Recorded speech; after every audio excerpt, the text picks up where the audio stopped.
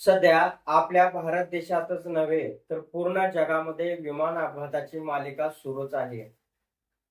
आता ही आजची जी घटना घडली आहे ही रशियामध्ये घडलेली आहे. या ठिकाणी AN-24 नावाचं जे विमान आहे ते पूर्णतः आगीमध्ये होरपळून गेलेलं आहे आणि त्याच्यामध्ये जे प्रवासी होते पूर्ण मृत्युमुखी पडलेले आहेत. एकही प्रवासी वाचला नाही. नमस्कार. टुडे मराठी रोबोट चॅनलमध्ये आपलं स्वागत आहे. मध्यंतरी आपल्या भारत देशामध्ये अहमदाबाद या ठिकाणी विमान अपघातामध्ये 250 लोक मृत्युमुखी पावले. त्याचबरोबर गेल्या आठवड्यामध्ये बांगलादेश या ठिकाणी एका शाळेच्या इमारतीवरती लढाऊ विमान कोसळलं. त्या शाळकरी मुलं, शिक्षक लोक मृत्यू पावले. आणि आज या ठिकाणी रशिया या देशामध्ये AN-24 नावाचं विमान उड्डाण भरून ऐमूर प्रदेशातून टिडा या शहराकडे जात होतं. त्या ठिकाणी जात असताना तांत्रिक संभाषण जो होतो मेन ऑफिस मधून अंगार एअरलाइन्सचं ते विमान होतं. त्या विमानाचा संपर्क तुटला. सांगण्यात आलं आहे की हवामान आणि क्रू मेंबरच्या काही चुकामुळे हे विमान बेपत्ता झालं होतं. विमानाचा संपर्क पूर्णतः तुटलेला होता.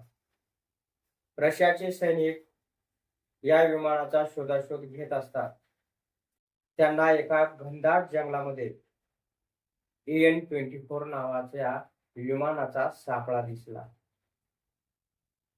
तात्काळ रशियाचे सैनिक हेलिकॉप्टरच्या मार्फत त्या जंगल एरियामध्ये गेले. त्या ठिकाणी त्यांनी पाहिलं की AN-24 नावाचे जे विमान होतं ज्याचे ते रशियाचे सैनिक शोध घेत होते तेच विमान या घनदाट जंगलामध्ये पडलेलं आढळलं. पूर्णतः आगीची लोंढे. त्याच्यामध्ये 46 प्रवासी होते, काही क्रू मेंबर होते, लहान लेकरं होते. असे मिळून 50 लोक त्याच्यामध्ये प्रवास करत होते. 50च्या 50 लोक या ठिकाणी पूर्णतः मृत्यू पावले. एकही प्रवासी याच्यामध्ये वाचलेला नाही. अंगार एअरलाइन्सचं हे विमान असलेलं AN-24 नावाचं हवामानाच्या बदलामुळे आणि वैमानिकाला समोरचं काहीच न दिसल्यामुळं या ठिकाणी हे जे विमान आहे हे विमान त्या घनदाट जंगलामध्ये क्रॅश झालं, म्हणजे कोसळलं. कोसळताच आगीनं पेट घेतला. त्या लोकांना बाहेर जाण्याचा चान्स भेटलाच नाही. आग इतकी भयानक होती की त्या आगीमध्ये पूर्णतः लोक होरपळून गेले. नंतर रशियाच्या सैनिकांना त्या ठिकाणी माहिती झालं की या ठिकाणी AN-24 नावाचं विमान कोसळलेलं आहे. मोठ्या एका जंगलामध्ये ते विमान होतं. रशियाचे सैनिक हे हेलिकॉप्टरनं त्या ठिकाणी गेले. त्यांना एक मोठा ढिगारा दिसला